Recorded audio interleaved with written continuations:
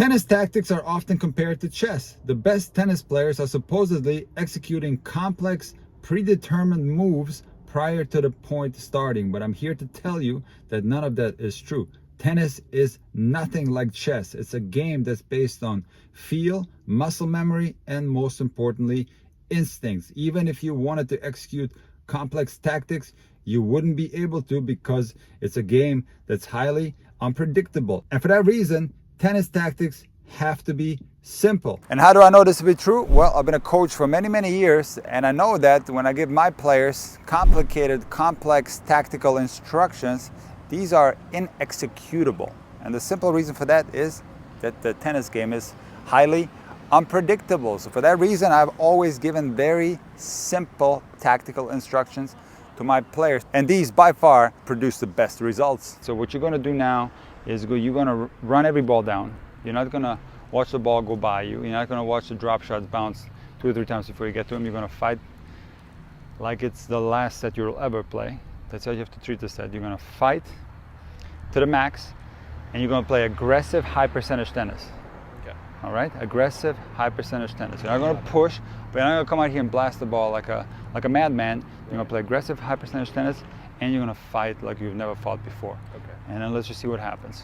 All right? Come on. And not only am I a coach, but I'm also a former high-level player, and I know what it's like to be on a match court and trying to execute these convoluted tactics. These are going to be impossible to execute because, like I already said, the tennis game is extremely unpredictable. For that reason, tactics have to be simple. Now, don't misunderstand me thinking that you don't need any tactics. Tactics are very important. I released an entire course on my website, intuitivetennis.com, titled Intuitive Tennis Tactics. There are many things that you can do on the court to increase your chances of winning a tennis match. But a lot of people have a wrong idea about tennis tactics, and they make it far too complicated. When you make your tactics too complicated, you are going to make your life very difficult on the match court. Now, another reason why I know what I'm saying to be the truth is because I read a lot of interviews from the legends of the game. I'll either listen to the interview or I'll actually read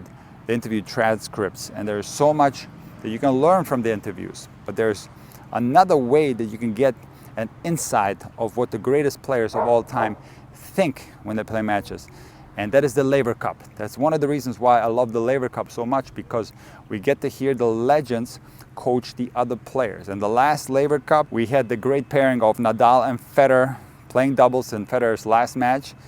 And I got so much out of those conversations in the changeover, especially when Novak Djokovic was coaching them. I wrote 5 things down that Federer, Nadal, and Djokovic have said during Federer's last doubles match at the Laver Cup that will perfectly explain what I'm talking about in this video, and that is the fact that tennis tactics have to be simple. Tennis is nothing like chess. And once I read you the statements that these 3 GOATs have made, you will understand that tactics have to be simple. There's no other way, guys. So the first thing that Rafa said, it was in the beginning of the doubles match. It's unbelievable when you don't play doubles how slow you are at the net. So this came after Rafa missing a few easy volleys. Okay, his observation was that his reaction time at the net was slow because he simply hasn't played a lot of doubles. And just think of how simple that is. This is absolutely logical. He hasn't come to the net enough. He hasn't exposed himself to the situation that one finds themselves in doubles, and for that reason he was a little bit rusty. He said that it's incredible how when you don't play doubles, how slow you are at the net. So his perception was that his reaction time was slower simply because he hasn't played a lot of doubles. Now the solution to that problem is, of course, to play more doubles. The more doubles he plays, the faster his hands are going to become. Maybe he can work on his reflexes in those double specific scenarios on the practice court. So you can see here that Rafa identified the problem, and there is right away a simple solution to fix this issue. Now in the middle of the first set, Federer said, we have time on the return. The ball is not jumping like crazy. So Federer's observation was that on that indoor hard court that they were playing on, they were playing against Jack Sock and Francis Tiafoe. He was referring to Jack Sock's serve.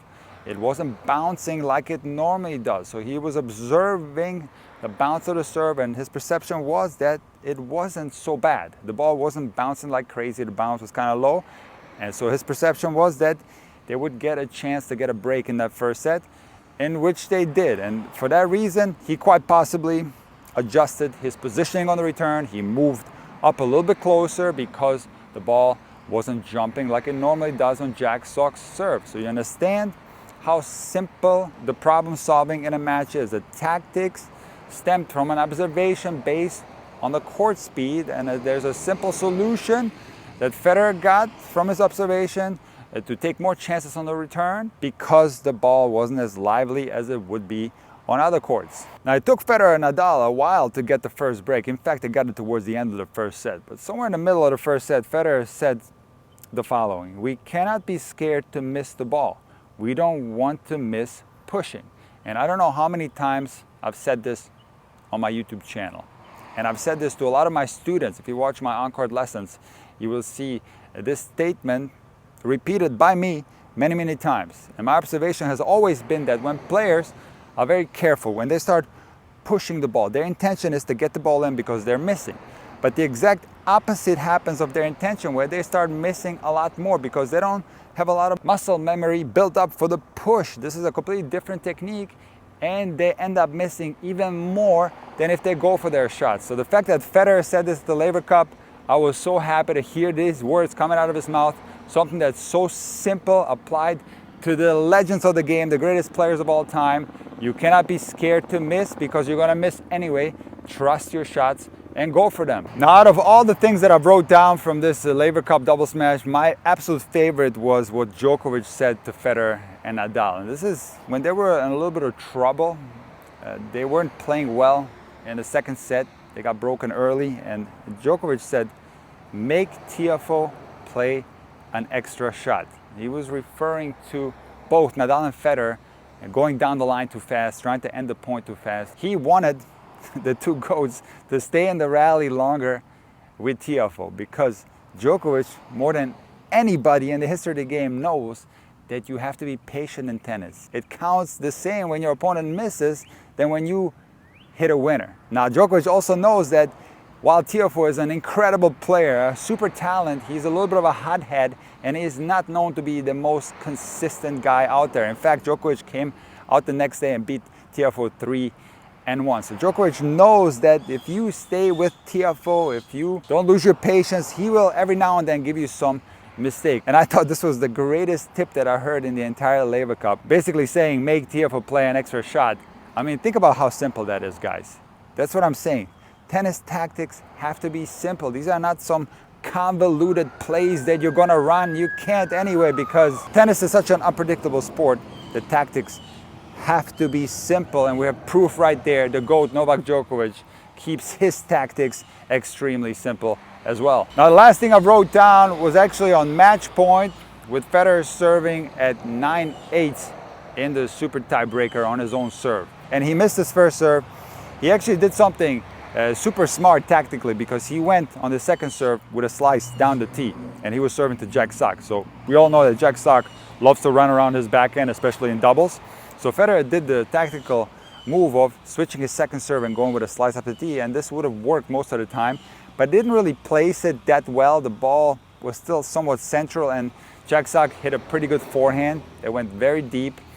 Federer then hit a backhand cross court, and Tiafoe poached, hit a weak volley through the middle, and Federer sprinted through the middle. And I'm telling you, normally Federer would make this forehand 9 out of 10 times, but he was just kind of late on the ball, and he had to do a little bit of an improvisation and ended up missing his forehand, and that blew that match point. And right after that point, Federer said, the slowest movement ever, and he asked the guys jokingly, was this in slow motion? So as far as tactics are concerned, this is a super interesting statement, because Federer is well aware that his body didn't work anymore. This was his last match. The reason why he retired was that his knees were falling apart and he just couldn't move the same way he was moving before. But it's important to understand when we're talking about tactics. When a player has some physical limitations, there have to be adjustments made as far as tactics. So points have to be shorter. The play has to be overly more aggressive. In the case of doubles, I think what should have happened in that circumstance, Nadal should have covered that ball in the middle. He should have poached on it, because he has to be aware that Federer's movement is not at the normal level. So tactically, This is an important consideration for everyone. It's a super simple thing.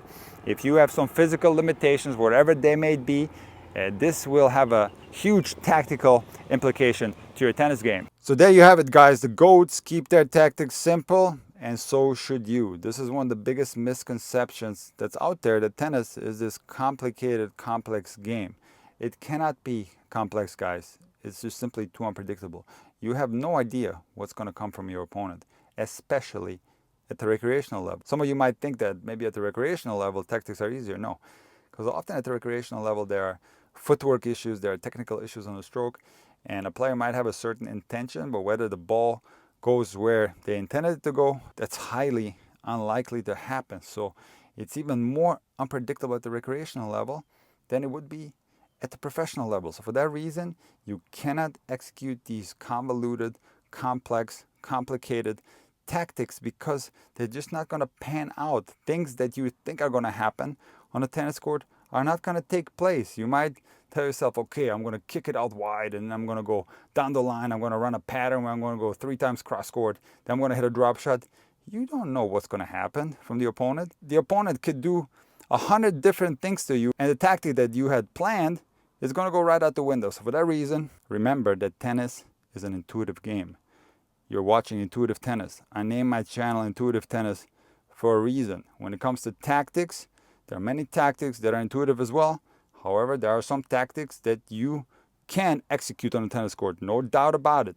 But when you do so, these tactics have to be simple and logical. And remember, if the GOATs can keep it simple out there on a tennis court, so can you.